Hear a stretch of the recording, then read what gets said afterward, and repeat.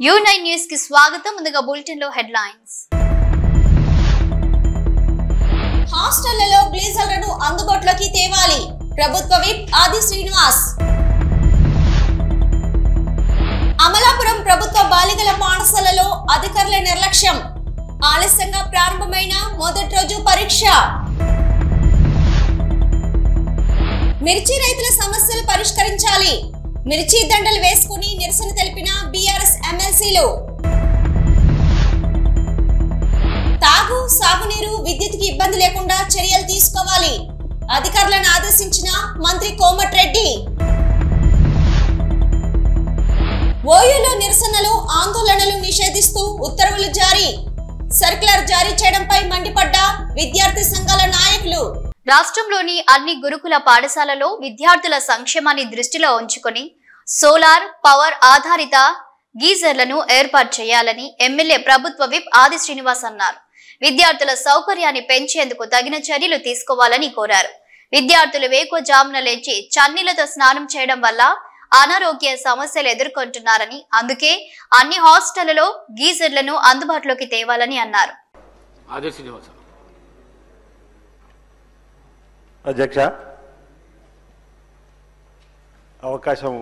మాట్లాడే అవకాశం కల్పించిన మీకు ముందుగా ధన్యవాదాలు తెలియజేస్తూ, గౌరవ మంత్రివర్యులకు నేను ఒక విజ్ఞప్తి చేయదలుచుకున్న గురుకులాలకు సంబంధించినటువంటి అంశంలో ప్రభుత్వ పక్షాన గురుకుల్లో చదువుతున్నటువంటి విద్యార్థులకు డైట్ ఛార్జీలు పెంచడం కానీ, కాస్మెటిక్ ఛార్జీలు పెంచడం కానీ, నాణ్యమైన విద్యను అందించేటువంటి కార్యక్రమాలు ఏర్పాటు చేస్తున్నామని చెప్పి వారు చెప్పినందుకు మేము ధన్యవాదాలు తెలియజేస్తూ, ఇటీవల అనేక గురుకుల పాఠశాలలో, మోడల్ స్కూల్లో, కేజీబీలో తిరిగినప్పుడు చాలామంది విద్యార్థులు కూడా వేకోజామునే లేవడం వల్ల వేకోజామునే స్నానాలు చేయడం చన్నీళ్లతోని ఇబ్బంది అవుతుంది.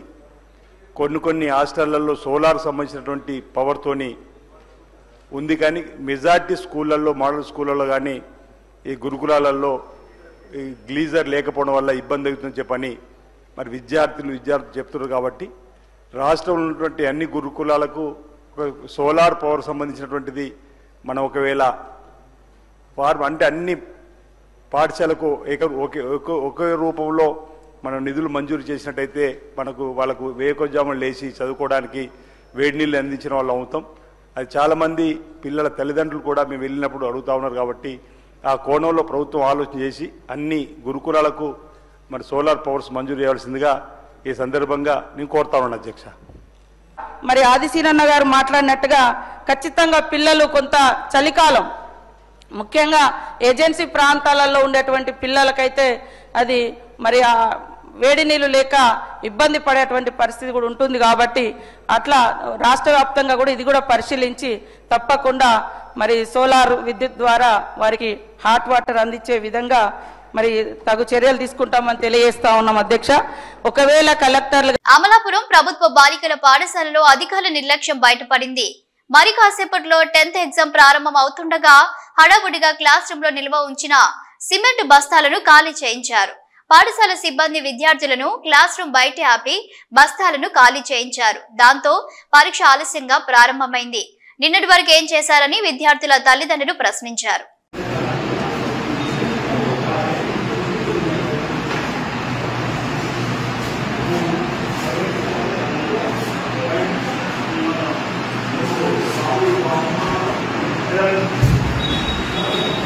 బీఆర్ఎస్ ఎమ్మెల్సీలు సోమవారం మండలి ఆవరణలో మిర్చి దండాలు వేసుకుని నిరసన తెలిపారు. మిర్చి రైతుల సమస్యలు పరిష్కరించాలని, 25,000 గిట్టుబాటు ధర కల్పించాలని ప్రభుత్వాన్ని డిమాండ్ చేశారు బీఆర్ఎస్ ఎమ్మెల్సీలు.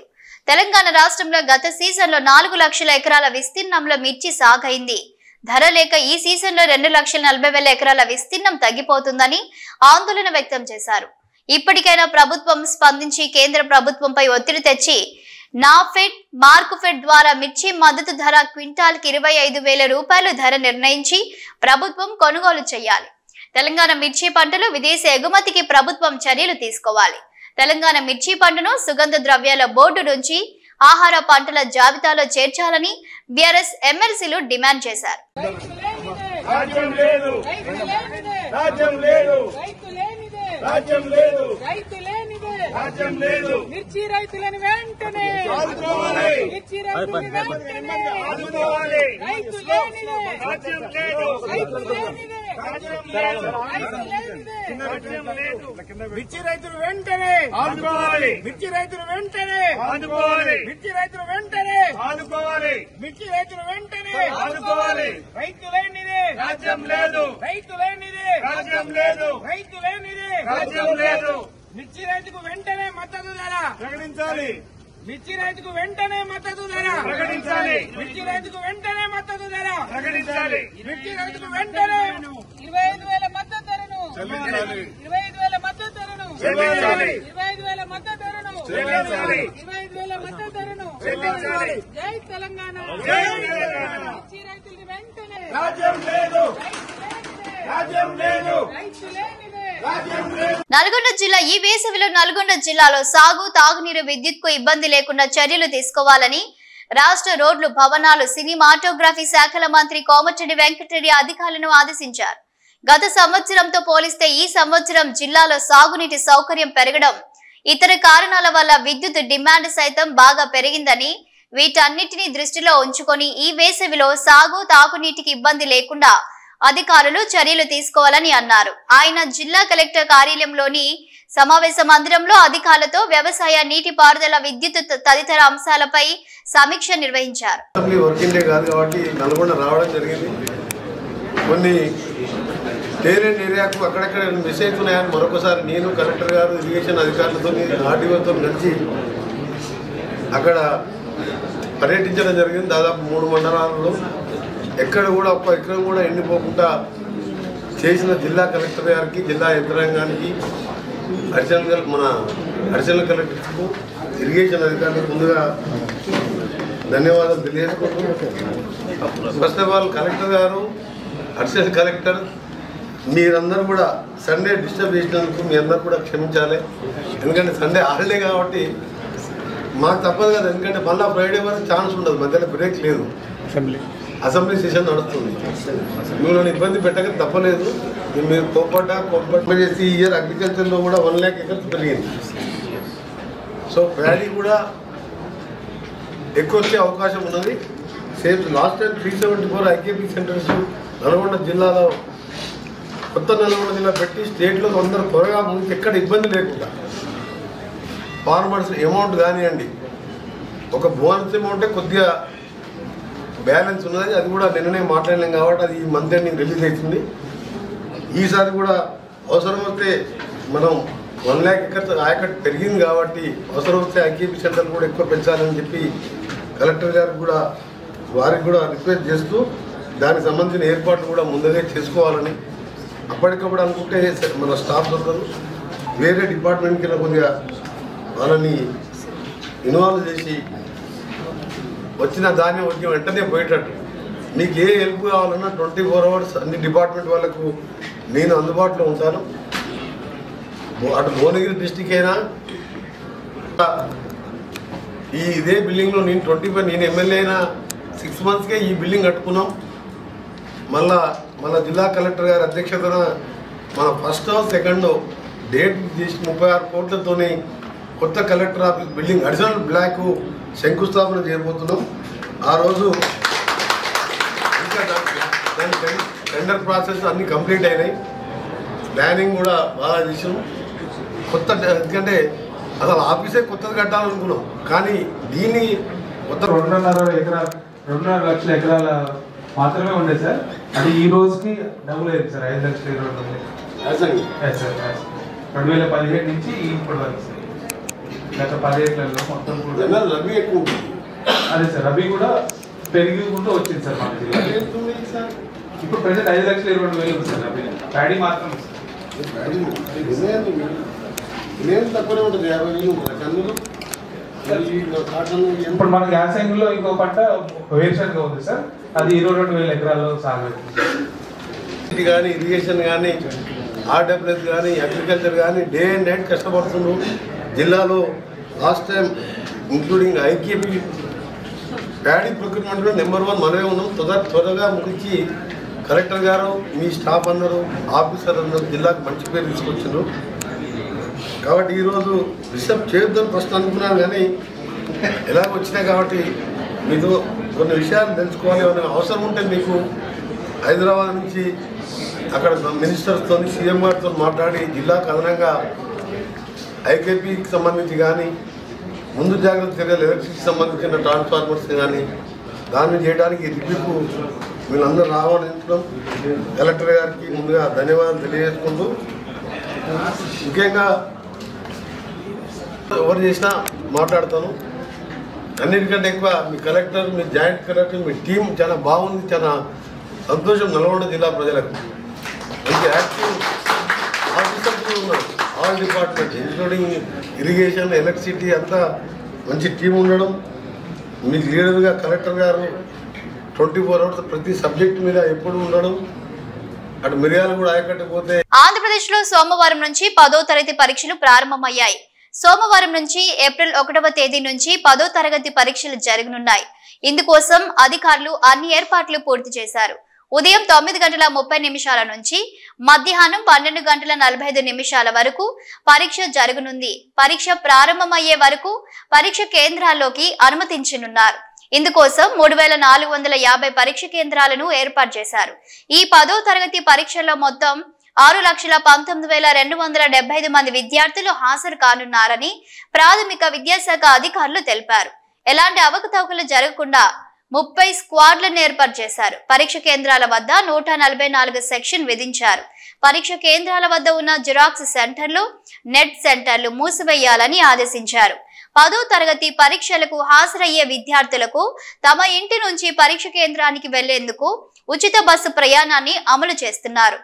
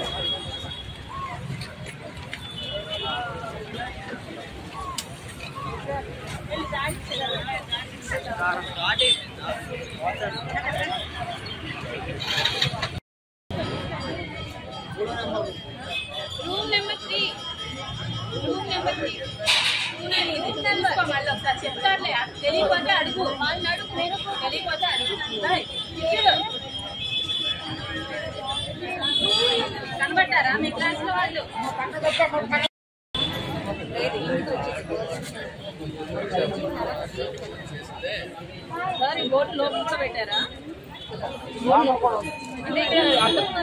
సోమవారం నాడు రాష్ట్ర బీఆర్ఎస్వి రాష్ట్ర అధ్యక్షుడు గెల్లు శ్రీనివాస్ యాదవ్ ఇతర శ్రేణులు అసెంబ్లీని ముట్టడించారు.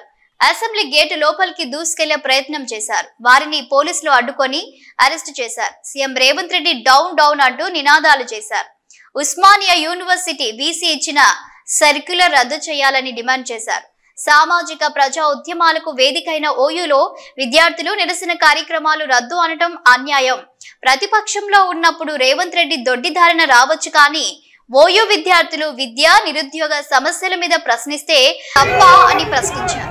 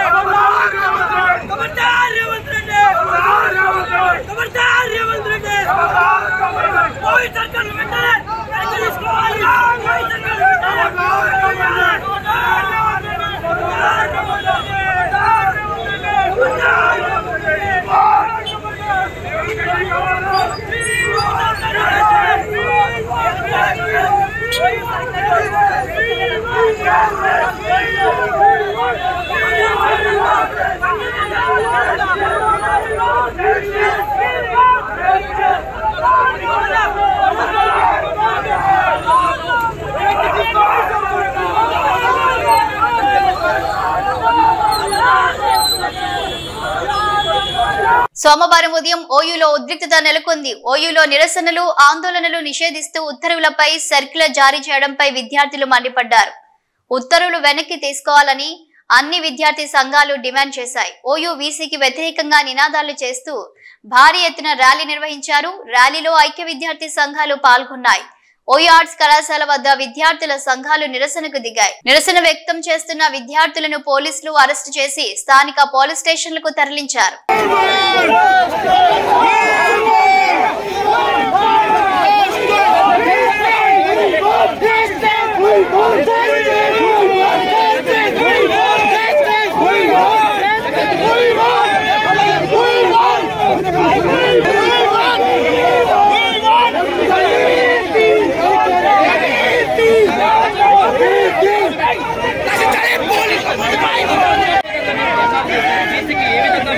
వ్యతిరేకంగా నినాదాలు ఇస్తారు. ఇప్పటికే అందరూ కూడా పోలీసులు వెహికల్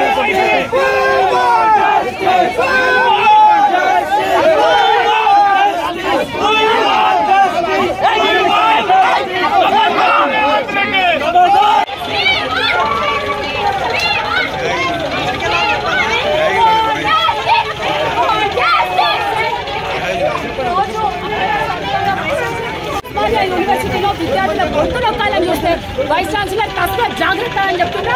ఈరోజు అసెంబ్లీ సాక్షిగా దీని వెనక సర్కులర్ వెనక గవర్నమెంట్ పాత్ర ఉందా లేదా అన్నది మీరు స్పష్టం చేయండి.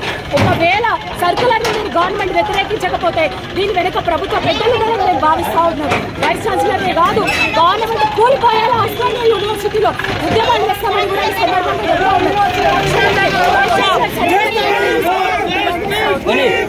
నల్గొండ ప్రాణం ఎవరిదైనా దాని విలువ ఒకటే. వైద్యం విషయంలో మనుషులకు ఒక రూల్, మాట్లాడలేని మూగ జీవాలకు మరో రూల్ అంటే ఏమీ ఉండదు. నల్గొండ జిల్లాలో పాడి పశువుల వైద్యం కొరకు సిబ్బంది ఇస్తున్న మందులు ఎక్స్పైరీ డేట్ దాటిపోవడంతో పలు అనుమానాలు వ్యక్తమవుతున్నాయి. ఉన్నత అధికారుల పర్యవేక్షణ లోపం మూగ జీవాల పాలిట శాపంగా మారుతుంది. నకరేకల్ మండలం మంగళపల్లి పశు వైద్యశాలలో డేట్ దాటిన మెడిసిన్ సరఫరా రాష్ట్రంలోని పశు వైద్యశాలల పనితీరును తేటతెల్లం చేస్తుంది. జిల్లా కలెక్టర్ స్పందించి మూగ జీవాల ప్రాణాలతో చెలగాటమాడుతున్న వారిపై కఠిన చర్యలు తీసుకోవాలని పాడి రైతులు కోరుతున్నారు. జిల్లాలో ఉన్న పశు వైద్యశాలల్లో తనిఖీ నిర్వహించి డేట్ దాటిన మందులు తొలగించి పశు వైద్యం మెరుగుపరచాలని డిమాండ్ వ్యక్తమవుతుంది.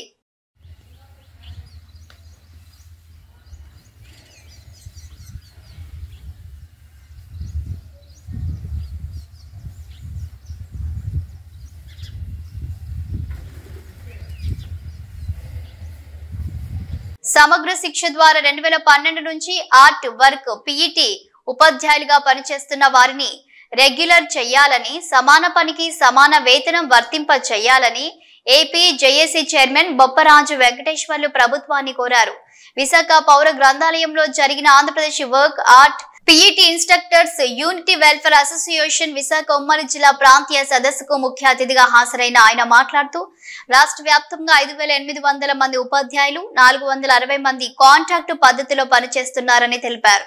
వీరిని రెగ్యులర్ చేయాలని, ప్రస్తుతానికైనా ఎంటీఎస్ వర్తింప చేయాలని ప్రభుత్వాన్ని డిమాండ్ చేశారు.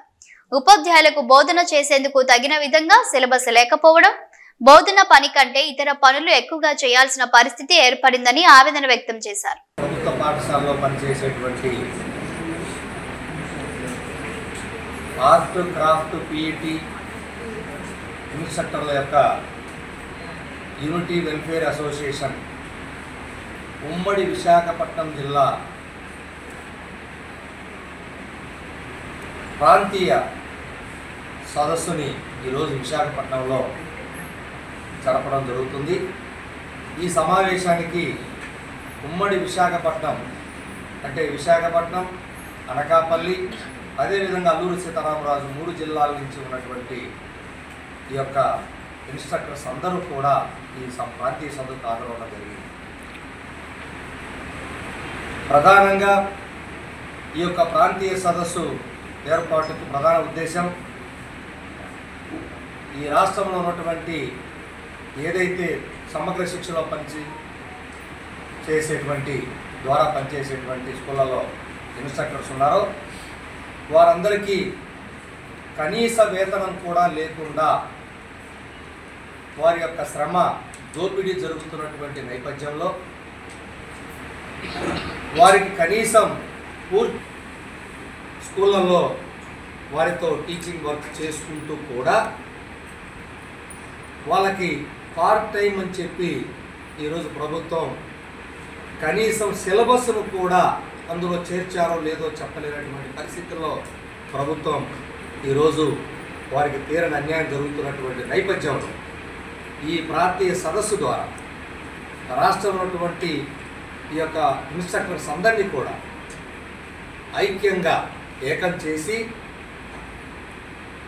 ప్రభుత్వం నుండి ఏదైతే పార్ట్ టైం అనేటువంటి పదాన్ని తీసేసి ఫుల్ టైంగా పెట్టాలని సిలబస్లో ఏదైతే ఈరోజు సిలబస్ తయారు చేస్తుందో ప్రభుత్వం స్కూళ్ళలో అన్ని తరగతులకి ఆ తరగతులకి సిలబస్ చేర్చాలని అదేవిధంగా వొకేషనల్ టీచర్స్గా నామకరణం మార్చాలని అలాగే అందరూ ప్రభుత్వ ఉద్యోగులతో సమానంగా 62 సంవత్సరాలకి వయోపరిమితిని పెంచాలని అదేవిధంగా గ్రాట్యుటీ అంటే ఒక అంగన్వాడీ ఆశా వర్కర్లకు కూడా గ్రాట్యుటీ ఇచ్చేటువంటి ఈ పరిస్థితుల్లో కనీసం మరి 24 గంటలు సేవ చేసే స్కూళ్ళల్లో మరి విద్యార్థుల భవిష్యత్తు తయారు చేసేటువంటి వాళ్ళ కళను వెలికి తీసేటువంటి ఒక టీచర్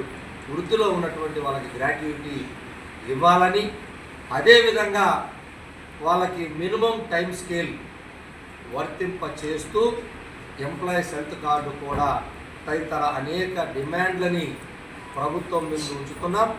త్వరలో మిగిలినటువంటి ప్రాంతాల్లో కూడా ఈ యొక్క ఆర్ట్ క్రాఫ్ట్ టీఈటీ ఇన్స్ట్రక్టర్స్ యొక్క ప్రాంతీయ సదస్సులు ఏర్పాటు చేసి ప్రభుత్వం నుండి తప్పకుండా మా యొక్క సంబంధించినటువంటి మా ఇన్స్ట్రక్టర్ల యొక్క డిమాండ్స్ సాధించే వరకు మేము ఇదే విధంగా ప్రాంతీయ సదస్సులు నిర్వహిస్తామని చెప్పి ప్రభుత్వానికి తెలియజేస్తాము.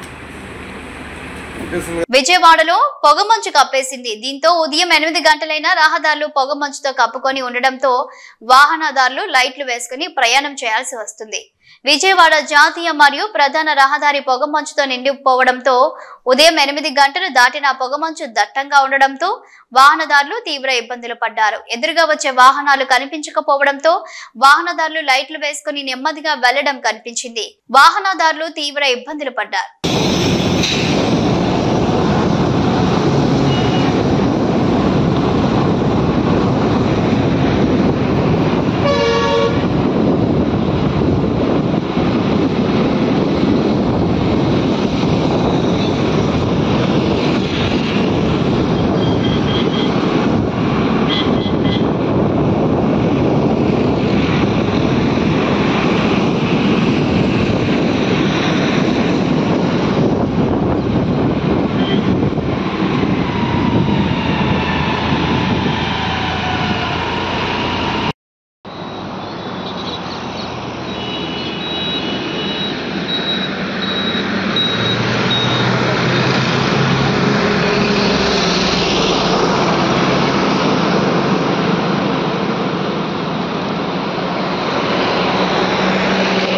బులెటిన్ ముగించే ముందు హెడ్లైన్స్ మరోసారి. హాస్టళ్లలో గ్లీజర్లను అందుబాటులోకి తేవాలి. ప్రభుత్వ విప్ ఆది శ్రీనివాస్. అమలాపురం ప్రభుత్వ బాలికల పాఠశాలలో అధికారుల నిర్లక్ష్యం. ఆలస్యంగా ప్రారంభమైన మొదటి రోజు పరీక్ష. మిర్చి రైతుల సమస్యలు పరిష్కరించాలి. మిర్చి దండలు వేసుకుని నిరసన తెలిపిన బీఆర్ఎస్ ఎమ్మెల్సీలు. తాగు, సాగునీరు, విద్యుత్కి ఇబ్బంది లేకుండా చర్యలు తీసుకోవాలి. అధికారులను ఆదేశించిన మంత్రి కోమటిరెడ్డి. ఓయూలో నిరసనలు, ఆందోళనలు నిషేధిస్తూ ఉత్తర్వులు జారీ. సర్క్యులర్ జారీ చేయడంపై మండిపడ్డ విద్యార్థి సంఘాల నాయకులు. ఇవి bulletin updates. Keep watching news.